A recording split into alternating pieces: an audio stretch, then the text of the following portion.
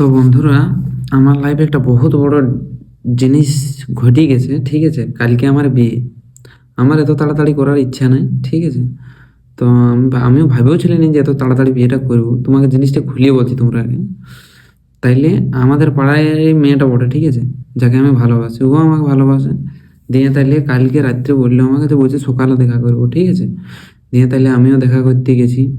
কিন্তু দেখা করার সময় একটা কাকাই খেলে পাড়াতে, ঠিক আছে। দিয়ে করে তাহলে লোক জানাজানি, ইয়াকে ওয়াকে জানা, গোটা পাড়া জানাজানি হয়ে গেল। দিয়ে ওর ফ্যামিলির লোক জানলো, আমাদের ফ্যামিলির লোক জানলো। তারপর তাহলে ফ্যামিলির লোকগুলো ডিসাইড করলো, বলছে এরকম হচপচ করার থেকে তাহলে বলছি এদেরকে বিহাটাই দিয়ে দেওয়া ঠিক। তো সত্যি বলতে গাইস, আমার বিয়ে করার একদমই এখন ইচ্ছা নেই। কি করব খুঁজে পাচ্ছি নি। তো বলে এই জিনিসটা তোমাদের সাথে না শেয়ার করলেও ঠিক হবে কি নাই। এত চাঁড়াই আমার বিয়ে করার একদমই ইচ্ছা নেই। তো তোমরাকেও অনেক অনেক ধন্যবাদ এতক্ষণ আমার পেঁদা কথাটা শোনার জন্য। লাইক করো।